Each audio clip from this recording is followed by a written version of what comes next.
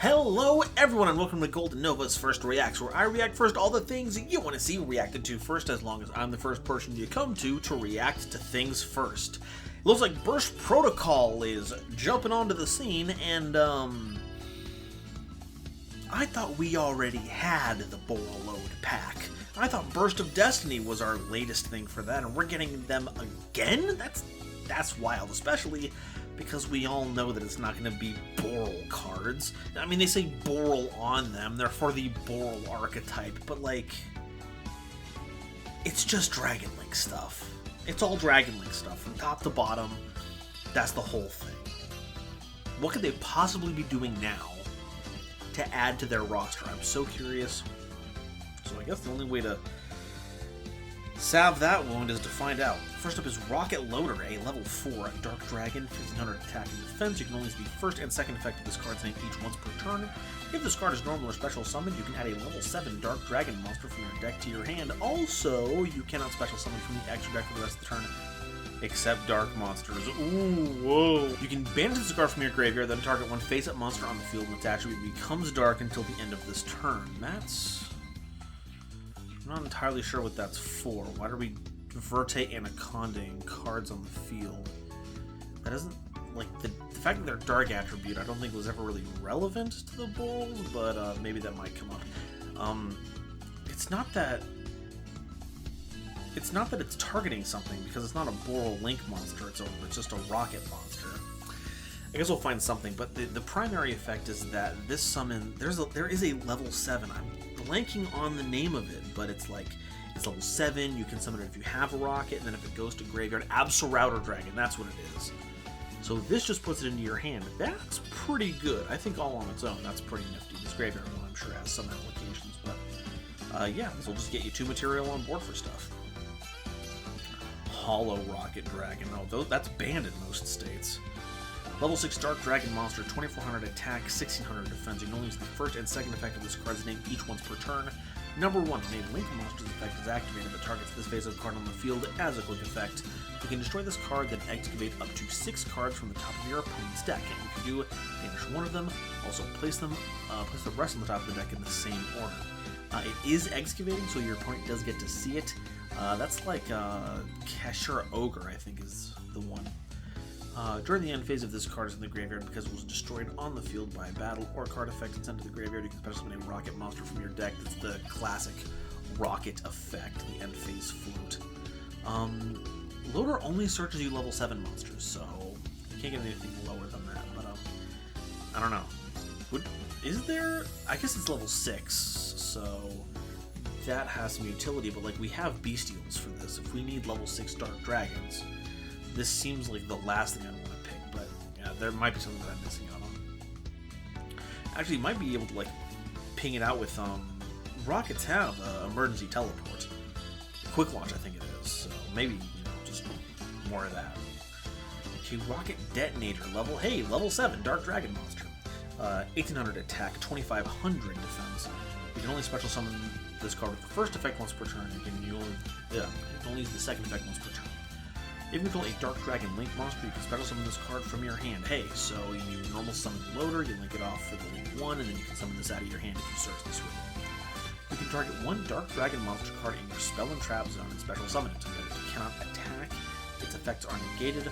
Also, you cannot special summon from the extra deck for the rest of the turn except Dark monsters. So that seems like it's supposed to work with Borreload Savage Dragon, right? Because I don't think any of the other Borals put Dark Dragon monsters in the back row, unless they add that. Or there's something else that I'm missing. But we can't do that anymore, because I think they banned Borreload Savage? I'm forgetting. Anyway, let's move on to our next one. Borreload Fatal Flare Dragon, that's a name. And it's another fusion monster, excellent. It requires a Dark Link monster and a regular Dark monster as material. Okay, so we make a monster dark, and then we can presumably use it with one of our fusion spells. I think there's one that lets us use our opponent's monsters as material, but it could just be completely overlapping that number of plans.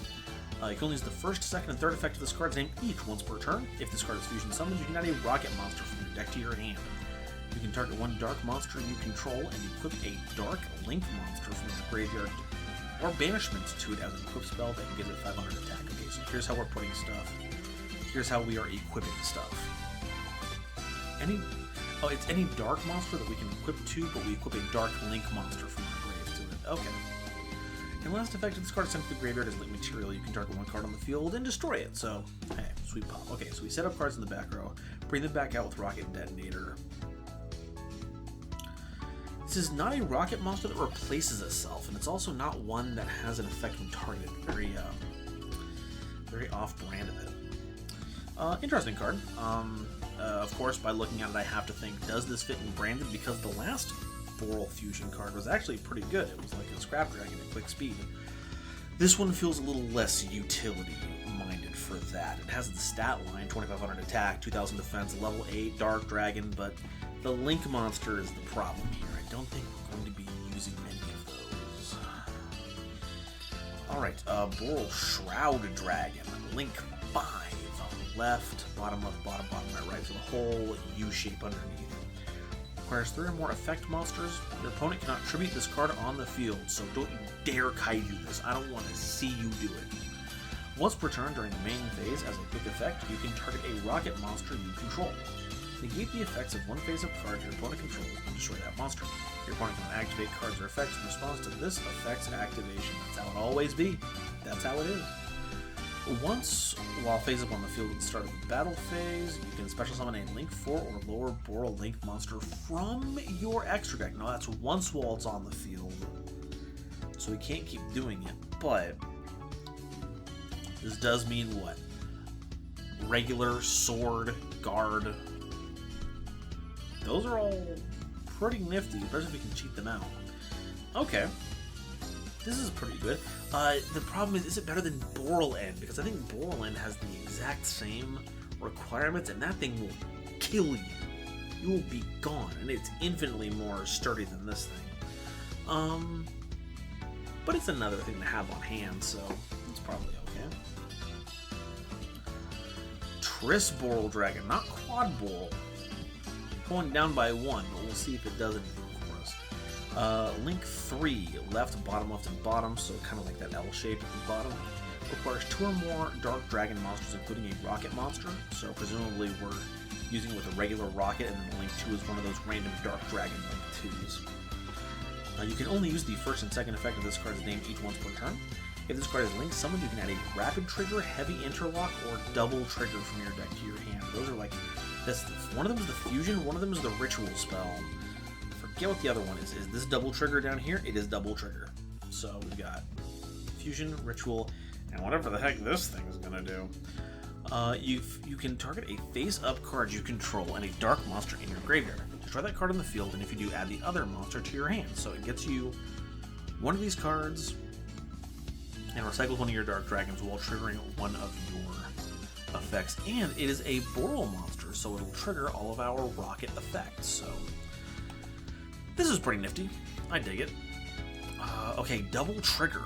What does this one do? Activate one of these effects, but you can only use each effect of this card's name once per turn.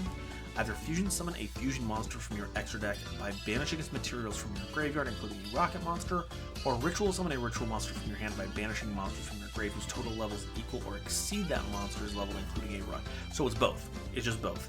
Now it does avoid the utility that the other Fusion/Ritual effects do, because those fuse and or Ritual by destroying the Rockets.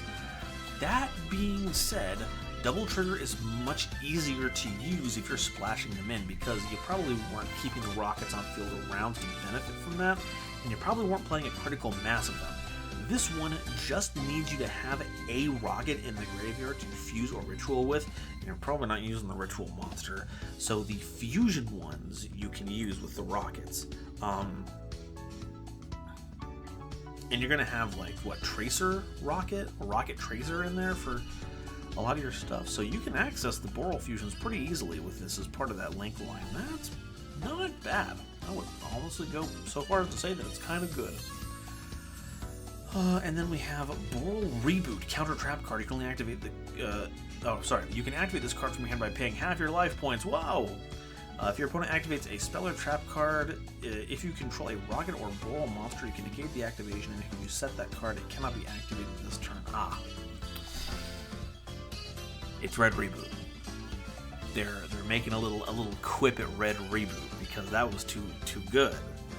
So now instead, it just hits spell and trap cards. It only works if you have a Rokket or a Boral, and it only sets that card and locks it down. It doesn't lock out trap cards for the whole turn. Okay. That's cute. That's really cute. It's an interaction you keep in your hand. Costs you a buttload. If you want to activate it from hand without risking being on the field, that's fun. Okay, so overall, what are we thinking for these? What's the overall idea? So we didn't really learn anything about attribute changing, aside from the fact that you're more incentivized to play things like super polymerization. Like, you can main deck that, and now Rocket Loader can say, hey, I'm turning you into a dark, and now you are viable material for Fatal Flare Dragon with any of my Dark Link monsters. So that's probably what the idea is for it. Rocket Detonator is pretty nifty. This is not an effect in graveyard. You have to have equipped a monster and then summon it out while, like, you have to keep Detonator around. You can't just link it off and then use its effect later. But we have a way to do that with Fatal Flare. Boral Shroud Dragon is 2 gigantic Boral Link monsters in 1, which I think is pretty nifty, and it has like more negation. I forget what I feel like Boral End. Can we put Boral End here?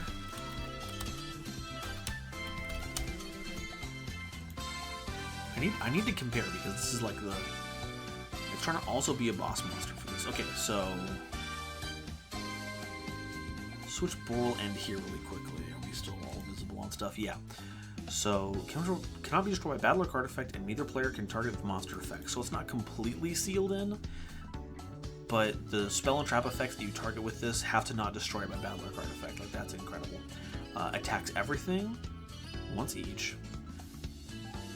Target an effect monster on the field.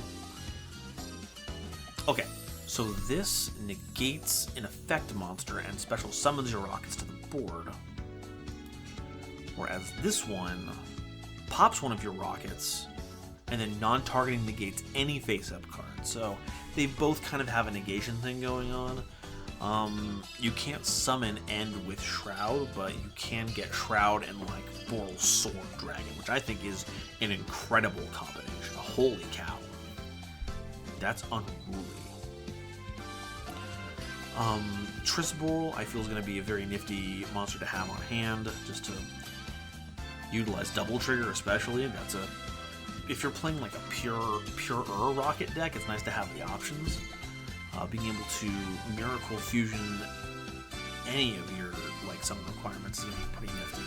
And the counter trap is pretty good. These are fine. Are these going to be incorporated into Dragon Link? I mean, maybe. I can kind of see Rocket Detonator doing some stuff. For sure. It's got a ton of levels on it. It's a non-tuner. It has that thing where it can like get your monsters out of the back row and use them again, like when you randomly tie it in with some other effect that does it. Hollow Rocket? I don't know. I think we're skipping Hollow Rocket, to be honest. This thing has like no utility. We have to jump through hoops to look at our opponent's deck that might get shuffled at some point anyway. I don't know. And then Rocket Loader's pretty good though. I think this is going to be used fairly often, especially because it's a rocket monster, so we can use the emergency teleport to get this into play. This is pretty nifty. Okay, this is some fine cards. Will this bring Dragon Link back? I'll leave that up to the 18 billion IQ players who use Dragon Link. Me, I wash my hands of it. This is not anything that you're going to catch me playing because I don't got the neurons for it. But that's not all we've got. There's also a couple of other releases that I kind of skipped over these past couple of days because there wasn't really anything to tie them in with, but we're going to go ahead and cover them really quickly. Enneacraft had an additional card come out.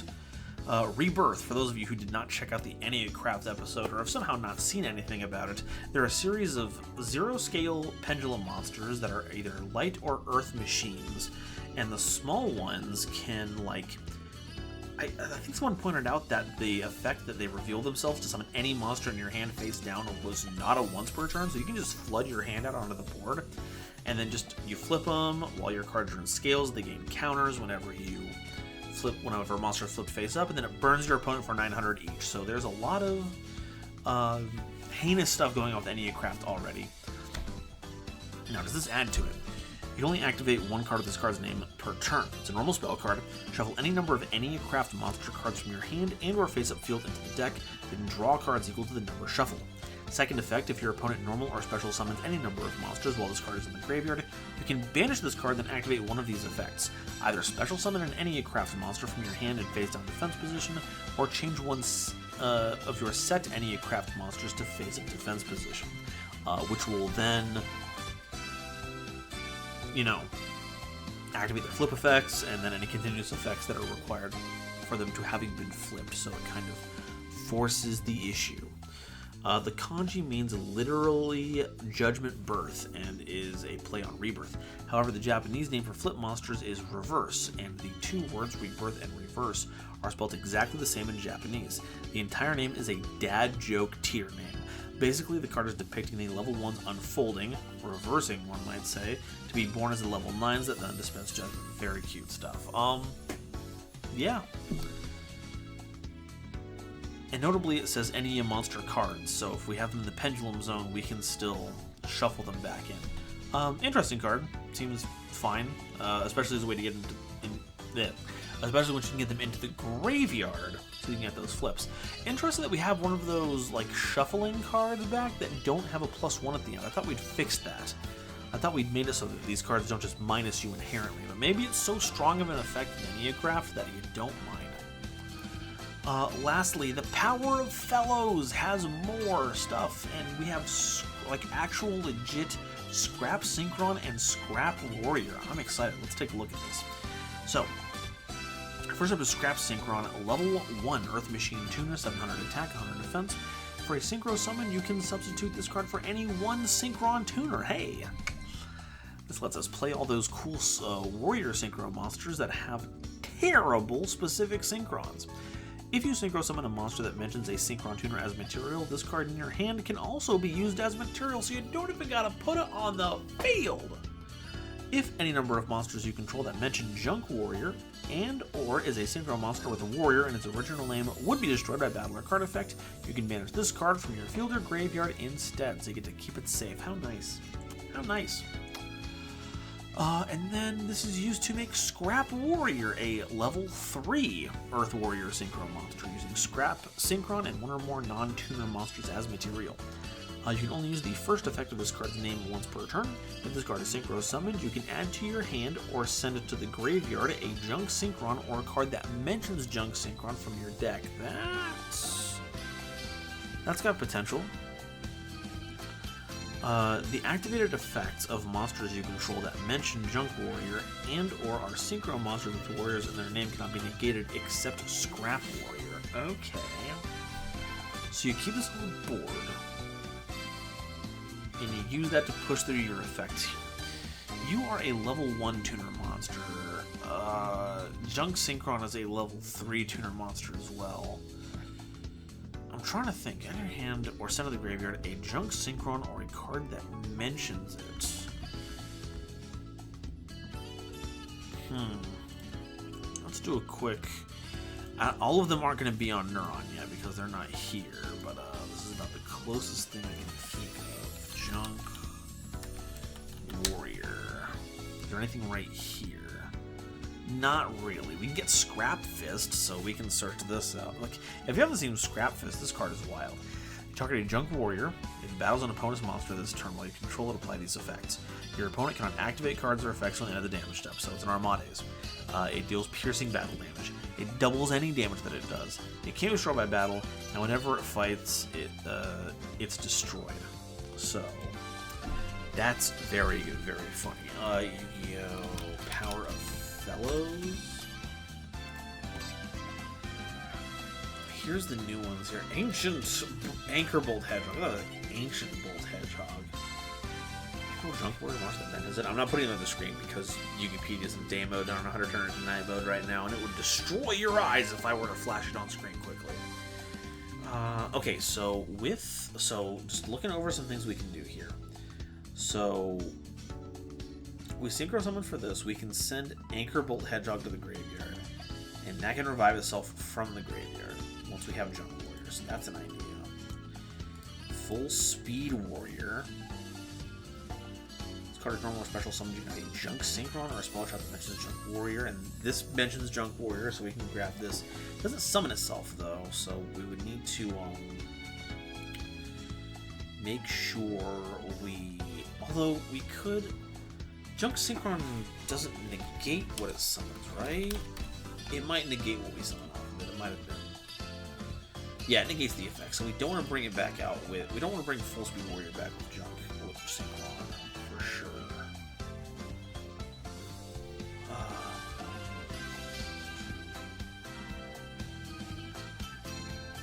So that's two of the monsters.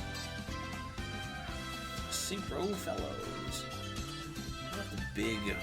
What our big dork? Synchro Junk Extreme. To synchro summon, you can special summon as many level 2 or lower monsters from the grave as possible, but they can't activate their effects this turn. When this card destroys an opponent's monster by battle, you can banish this card to special summon a junk synchro monster from your extra deck. It's treated as a synchro monster. So if you were to make Extreme by itself and you use Scrap Warrior to get Scrap Fist, you would then summon out the Junk Warrior during your battle phase. It would trigger its effect because it's treated as a synchro summon. Get all those nifty, delicious level 2 monster summons. And then you get to deal double damage. I don't know. This is a situation where I'm not entirely sure what the heck is going on with these cards. Like, if Scrap Warrior was a level 2 monster, then maybe what we can do is, like, we get to bring it out alongside Junk Warrior Extreme, and it brings out a bunch of level 2 monsters, and they can't activate their effects that turn, but their continuous effects would still work, so this would be around to help ensure that the rest of our effects don't get blasted by our opponent's interaction. On top of the fact that Full Speed Warrior is a level 2, we can bring it back, and then it boosts the attack power of our Warrior Synchro monsters. Man, I wish I knew. Scrap Synchron is just undoubtedly just a good card. It's can be used for any of those synchro summons, and you can use it in the hand. And it's protection for all of those Warrior Synchro monsters. Like, this is a wild card.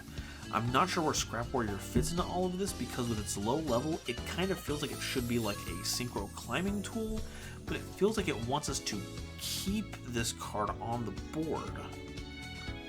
Like, we get the synchro summon, we get the search off of it, but then it wants it to be all like, okay, now keep it here while you do your Junk Warrior related stuff. I don't know. I don't know. But hey, that's what I am tapping all of you for. I usually ask for audience insight, and despite having covered the Yusei cards, Scrap, Stardust, all that stuff, it's one of those things where the larger utilities for these cards go right over my head, because it's not a deck that I really played. And same thing with Rockets. What are some things that people are cooking up? I'd love to hear it from all of you. I want to expand my horizons, so share off your knowledge down below. And until the next time Konami drops those juicy spoilers, I will see all of you next time. Bye-bye. Today's episode is brought to you by Dragon Shield. Get the sleeves as strong as dragon scales and save 5% on your order by using the coupon code GoldenNova at checkout while helping out the channel. It was also brought to you by my lovely patrons, including this month's illustrious Quasar Commander, Upstairs Media, Nebula Navigators, 3rd Dynasty, 50 Gigabytes, Ada Basilisk, Adam Zajdel, Ancient Wizard, Andrew Newman, Battle Axe, Kane Senpai, Chibi Gohan, Christopher Fuss, Clockswork, Comrade Common, Eric, Frankie, Garland Chaos, Green Knight, Great Big Pillock, Roog, Hair Bear, Harry the Ominous Benefactor, Iron Zero, Iskander 711, Carp, Marion James E. Picata, Meme King, Millennia Asta, Muse Clark, Neon Yaminair, Orozco 09096, Panther J, Pact Boos, Rebel King Lucifer, Red Eyes Jackalow, RJ the Jank Monarch, Sonic 21 Blast, the Critic of Innocence, Thievery Coast and the Wizard Moose, Cosmic Crusaders Ally Vatnia, Animasta, Anthrak, a Random Pup, Blitzwolf, Chaz Ghost, Christopher Fuss, again, Chris B, Cool Trainer Dark, Dr. Entity RIP, EB Channel, Eki Bullock, Eva Padilla, Herbal D, Inblink, Julian Marquez, Kale the Dragon, Lobomaru02, Manga Pages, Natiel Lee Alexander, Nitromo, Not Al Gore, Obsidian, Pombo, Rhyme Kairos, Shizuka Nijimura, Simic Toadstool, Sir Knight JCB, Sphilia, Stephen Huntsman, Stephen Williamson, The Legendary Raven, The Phantom Knights of Shitted Pants, The Queen of Time, The Gene, Tiger X2476, Tristan O'Meara and Zaldrucka, as well as all the lovely Starlight Explorers you see on screen now. If you'd like to help me in my journey to cover all of Yu-Gi-Oh's archetypes, get my videos early, be a part of these credits and other awesome perks, it would mean the world to me if you would check out the link to my Patreon in the description or consider joining as a YouTube member.